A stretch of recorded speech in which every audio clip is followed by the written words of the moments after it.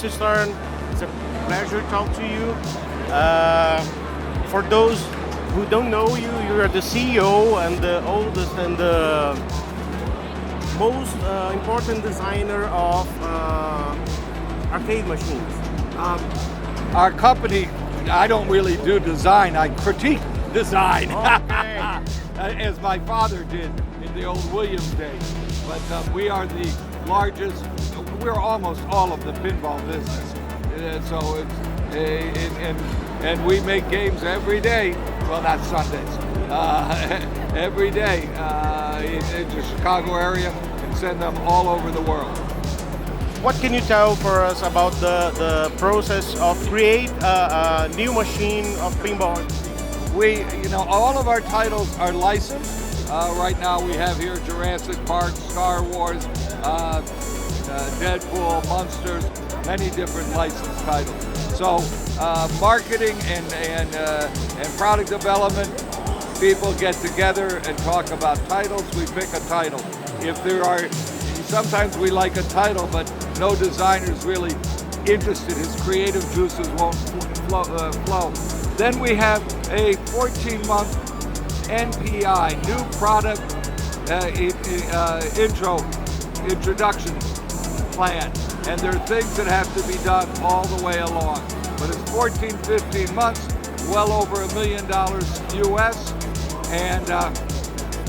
and people in our factory and out of our factory working, artists outside, mechanical engineers, most of them are inside. Software is done inside the factory and outside. On any day, there's about 350 people in the factory, including manufacturing. We have 10,000 square meters, and we make the games there. Okay, awesome. I'm a huge fan of Sega. And in the 80s, Sega bought a lot of arcade pinball companies. Could you tell us more about this operation that you bought a Sega and renamed the Sega Arcade for your company? Our pinball machine company was formed at the end of 1986 with an investor, Data East. So we were Data East Pinball. We sold it to Data East 20% shareholder, Sega. So we renamed the company Sega Pinball. Sega owned all of it then. In 1999, I bought the shares back from Sega and we renamed it Stern Pinball. Okay. But we're the same company that started in 1986 and we've been making pinball machines for 33 years. Awesome. Last year, Stern Pinball made a partnership with a company in Brazil for selling your machines here. The Magic Company is the name of the company here in Brazil. Do you believe that Brazil is a huge market for your company? I think it's a growing market. This is a market, it's obviously a big country, a lot of people. We wanted to be here. We've been here years before. If you go back in the history of pinball, when Taito made games here and so forth. I was here visiting when Taito was making games. We know there's many pinball clubs here. I think you just visited one yesterday. Old School Pinball, and I've told them they should rename it New School Pinball because all there was older pinball, and now Matic is importing modern pinball, which are better and more reliable. So we have an enthusiast market here, a just general homeowner market, and operator. We need more games with operators so more people will learn. But we are off to a great start, and Matic here at this event, which is an amazing event, is introducing and showing pinball to a lot of people. I'm impressed with the stand of Magic here with your machines. It's a lot of machines, 115 machines, yeah? They have 154 machines, plus 3 in the VIP area. Of those, over 50 are pinball machines. They have some other games. They make air hockeys and basketball games, and they make of their own brand, and they make Ball Thrills pinball, Ball Thrills video games, and so forth. So they do other things, but they're very committed to pinball. And on free play, there are over 50 pinball machines here for people to play, and people are playing them and enjoying them. Yeah, there is no one single table with a lot of people waiting for play. I came early this morning so I could play Jurassic Park, but I had to come early. Can you tell us about the process of creation of Orbito, which is one of the most strange and hardest pinball that ever made? Yeah. Which one, Beatles? No, Orbito. Orbiter. Yeah. Orbiter. Yeah. Orbiter. That's from my old company, Orbiter. Yeah, that was two guys, principally a guy named Dixie Reinhardt, who was living in Aspen in a teepee behind his house. He and his partner were plastics guys, and had designed the toilet on the space shuttle. Okay. And we did this pinball with him. Oh, it was fascinating. I spoke to Dixie, found me about 5-6 years ago. He had made some plastic shoes. He also did ski boots. And he had made some plastic shoes for Japanese. I think he retired on those. But, that was a fascinating project. One last question. The pinball were played on arcades with socialization, some way of socialization of people, of friends in the 80s and 70s, 80s.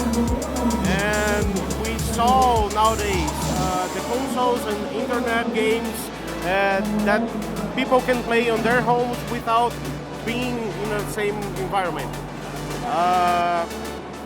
Do you think it's a wall that the pinball can have to cross to still make some fans?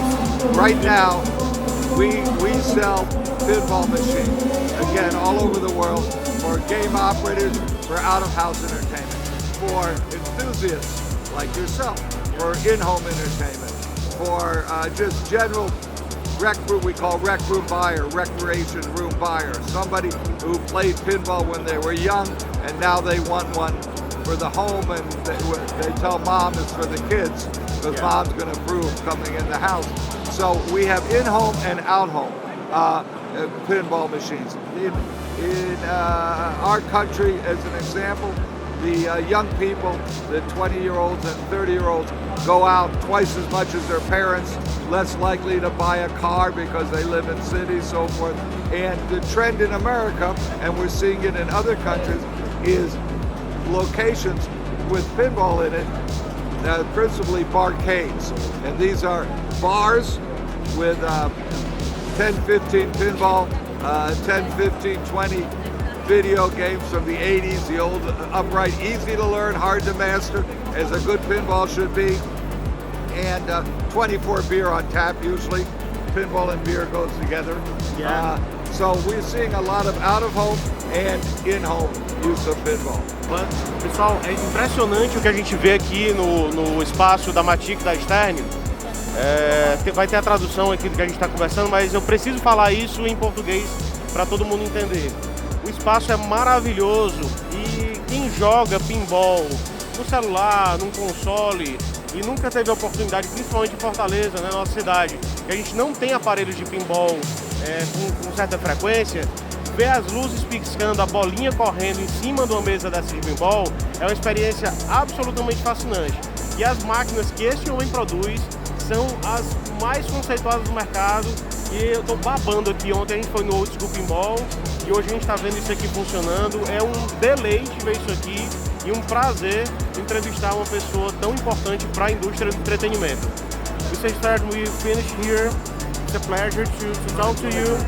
I hope we have some magic and Stern machines in Fortaleza, our city, in a few months, years, and we hope that pinball market, the industry of pinball, never dies, and we have the this kind of machine for long years. Thank you so much. Goal. That's our goal. You know, I'm old enough. I don't. You know, I could retire, but without pinball, a little bit of the fabric of life would be gone. The world would exist, but part of the fabric of life would be gone. So we think it's important we continue to make and develop new games, and as a result, we're growing. Our sales are growing 20-30% a year. People want pinball machines, and they like playing them. They're fun. And they have to like. It's awesome. Yeah. Simply awesome. Thank you so much. Thank you very much. Bye bye.